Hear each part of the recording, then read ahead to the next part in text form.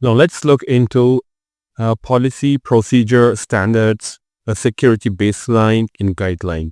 We'll see what does these terminology means and what are some of the differences there. Now policy is a high level statement. These are very generic statements written by higher management, and this is understood to all employees.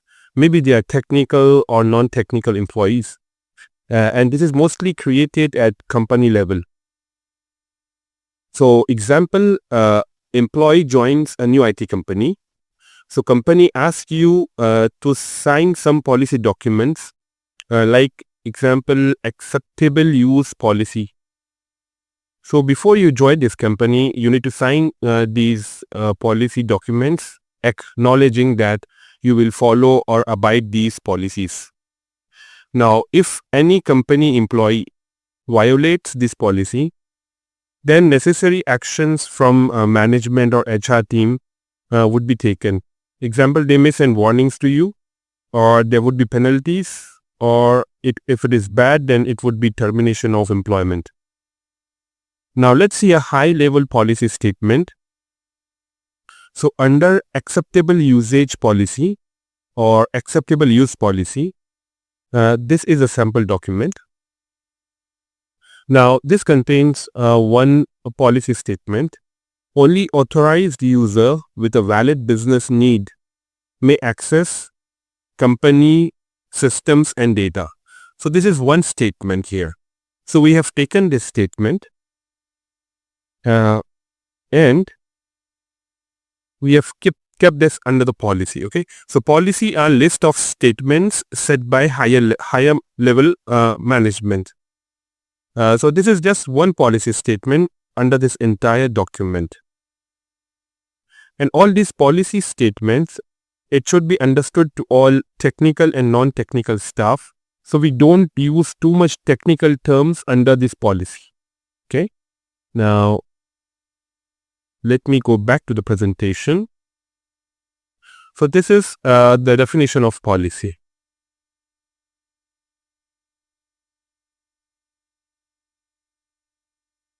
Now coming to procedure. Procedure, we call it as standard operating procedure or SOP. So SOP are step-by-step guides that can assist to achieve a high-level policy statement or any task. So we have this high-level policy statement, like only authorized user with a valid business need can access company IT resources. So this is high-level policy statement. Now to achieve this policy statement, you need to create a procedure. So mostly these procedures are created at project level. So maybe it's created by at company level, but SOPs differs from project to project. So for this project, you may have a different SOP, and for another project, you may follow some another SOP. It depends on technology, it depends on project, and there may be any other differences. That's why we have procedure changing from project to project. Now, SOP are created by subject matter experts, or we can say IT team who are managing the servers, databases, or the project team which is handling the application. So example could be SOP to access VPN, or SOP to change a password for any e-commerce application. So for this application team would create an SOP. For this VPN, maybe IT team can create this SOP, and they can share to all the employees, or they may keep at some SharePoint location and they say that this is SOP and you can follow this SOP and get the work done. So if any employee does not follow SOP properly, then a relevant task cannot be accomplished. Example, employee cannot access company data on mobile device. So SOP changes as per projects or technology. Policies are very generic statements that is understood to both technical and non-technical staff, and it is not dependent on any project or technology. It is written at organization level.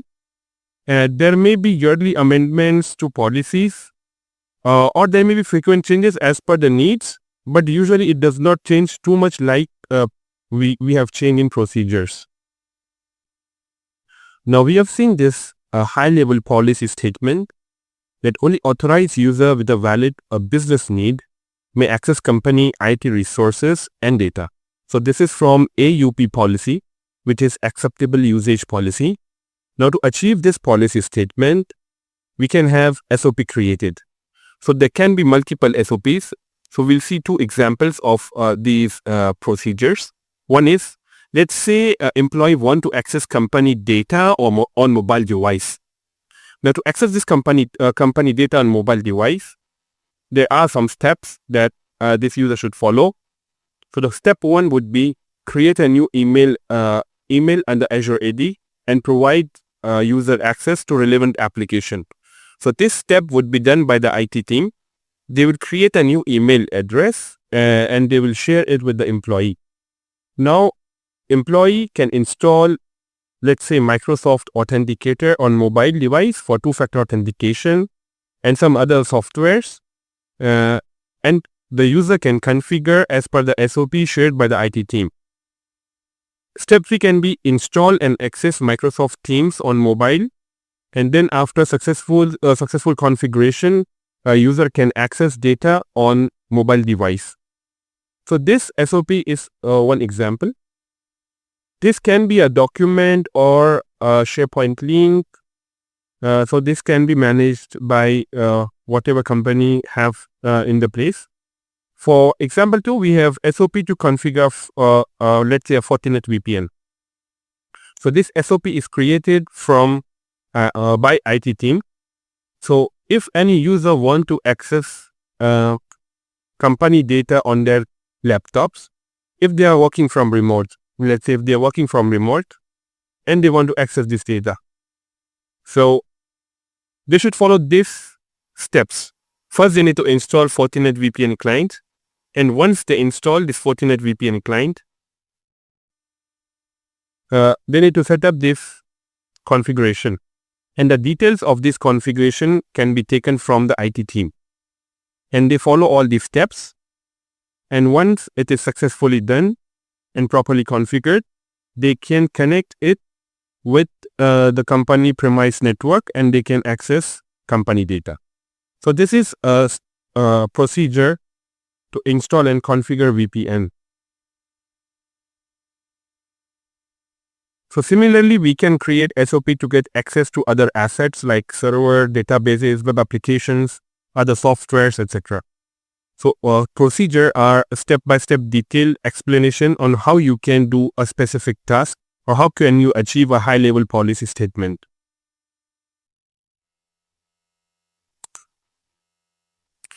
Now, the next topic is standards. Standards are a set of guidelines or best practices that organization can use to improve the cybersecurity posture. The example could be ISO 27001. So ISO is an international organization for standardization. They have multiple standards. So example, ISO 27001 is a globally recognized international standard for ISMS, Information Security Management System.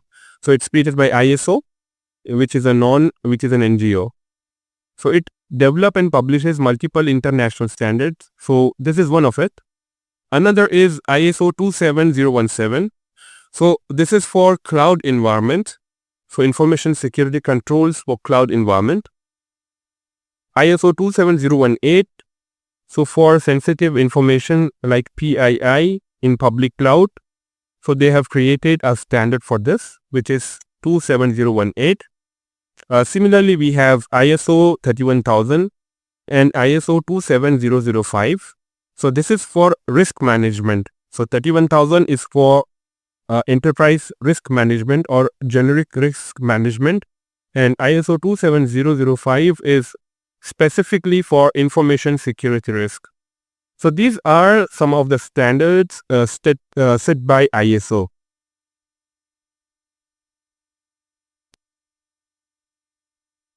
Now, similar to ISO, we have some other standards like PCI DSS, which is Payment Card Industry Data Security Standard. So this standard used to handle credit cards from major card brands.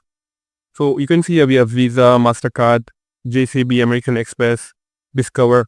So this is under PCI SSC, which is Security Standard Council. They have created this PCI DSS. It have a list of 12 requirements.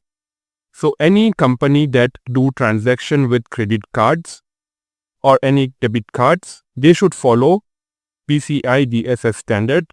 And we have 12 requirements listed here, and it is agreed by PCI SSC Council. Okay. So this is for PCI DSS for card related data. And this is one standard. Other standard is HIPAA or GDPR. So if so this PCI is created by private companies or private banks. If any government implements such standards, we call it as act or regulation. Now HIPAA, this is for Health Insurance Portability and Accountability Act, HIPAA. It's developed by US Congress, and GDPR by EU. So we call this as act or regulation if it is created by government. Now if any individual or company or solutions offered by a company are not in compliance with the standards, example, they are not compliant with say PCI DSS, or they are not complying with ISO 27001, then that company will not achieve any certification or attestation from ISO or SOC2 or PCI DSS, and this results in customers they will face a financial loss, they will lose the marketing deals, and they possess a security risk. So if they don't implement, they get non-conformities from these standards and certifications. So they have to prove it, and once they have proved, they can show these certifications or attestations to the customers to get new deals. Now, if any standards provide you a structure or foundation, which is structure set of best practices, standard guidelines, designed to help business to manage cybersecurity risk. So this we call is a framework. Now you can use this framework for better management of policies, standards, baseline, procedure and guidelines. So we have seen ISO 27001, it's a standard, as well as it provides a comprehensive framework for establishing, implementing and maintaining an ISMS. So we can say ISMS 27001, it's a standard as well as it's a framework. So similarly ISO 31001, it's both a standard and a framework. Similarly we have SOC2, it's a framework, NIST cybersecurity framework. So a standard can be a framework if it provides you a structure or foundation. Now the next one is a security baseline. Security baseline is a minimum security requirements that is applied to all assets or group of objects. So it is minimum security requirements, which we call it as a benchmark. So example could be all company laptops which is on running Windows 10 or Windows 11 should follow this security baseline. Or we have all web servers present at company and they should follow this Apache hardening checklist. All database servers should follow this database hardening checklist. So similarly, we have multiple security baseline for as per the assets. Okay, so we may have it for Active Directory servers, Windows-based operating system, Linux-based operating system, or even if we have web applications. So we create a security baseline for web application. So example, it should have strong passwords.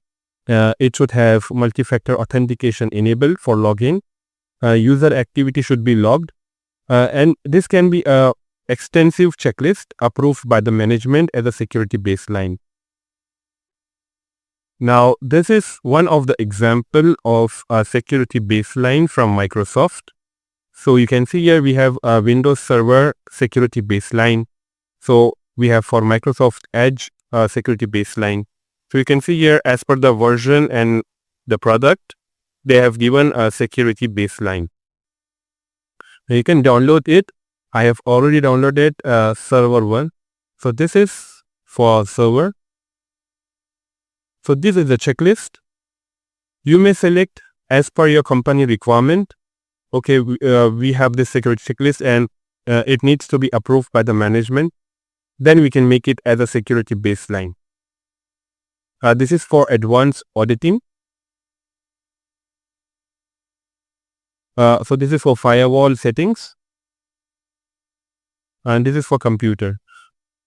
So this is suggested by Microsoft as a security baseline. So we can align this with our company internal security requirements and create a security baseline as per our company needs. Okay.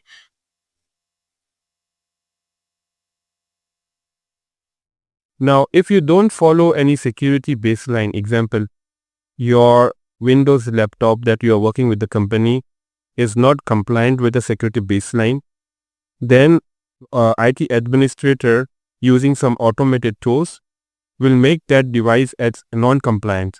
This may be a manual process or this may have some automated tools, and an employee will lose access to company data until it becomes, compliant. Then the access can be restored. So the action may be defined by the administrator if the asset is not compliant with a security baseline.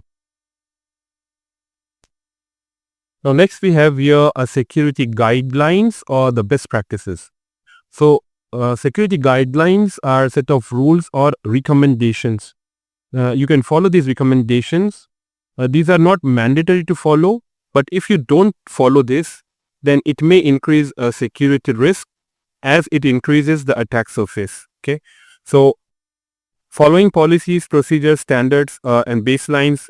So these are mandatory, but following a guideline is not a mandatory requirement. Okay, so let's say an example. We have a high-level policy statement. We have already seen this.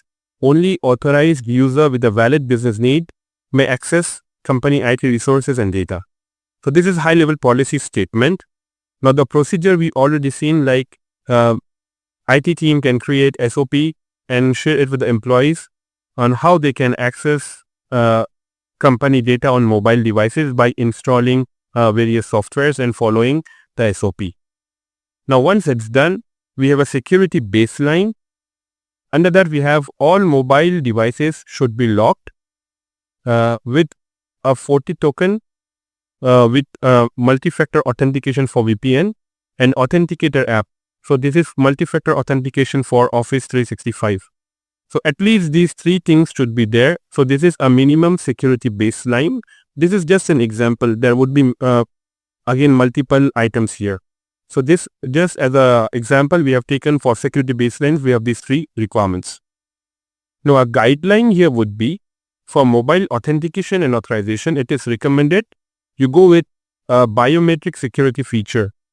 Use fingerprint or facial recognition. So because it's more secure than PIN or passwords, so we have this guideline with shared with the employees. Now they can follow this guideline or they may ignore it.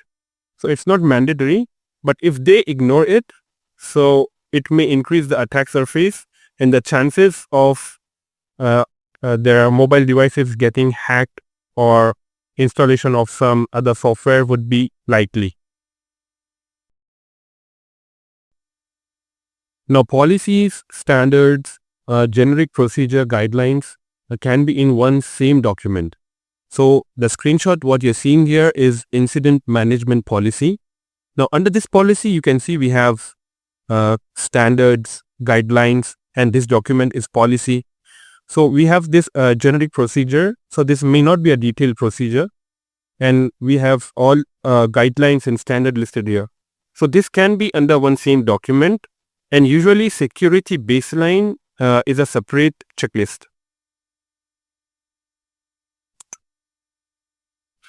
Now instead of thinking what is the difference between policy, procedure, standard frameworks, guidelines, in getting confused with these terminologies, let's focus on some critical aspects. You must be compliant with policies, else company may take a legal action against you. So if you don't follow some kind of code of conduct policy, there may be next action item coming from higher management, some warnings coming from them, and if it's going bad, it may be termination of employment. So you must be compliant with standards. So if you're not compliant with ISO 27001 or PCI DSS, so you won't get that certificate. You won't be able to show that proof to the customer. We are done with ISO 27001. We are compliant with PCI DSS. So you will be it would be resulting in financial loss. You must be compliant with the act or regulation. So else a country or government would take legal actions against you. So if you don't follow GDPR, there are consequences of it. You have to pay penalties. You must be compliant with the baseline. Else your system may not function properly, since IT administrator may disable access to company data or company applications if your device is not compliant with a particular baseline. And you should follow a guideline, although it's not mandatory to follow it. But if you do so, you minimize the security risk by reducing the attack surface. So just keep in mind these critical aspects, and it would be easier for you instead of thinking the differences. Okay, what is different with policy? What is procedure? What is the difference between standard and framework? So don't get confused there.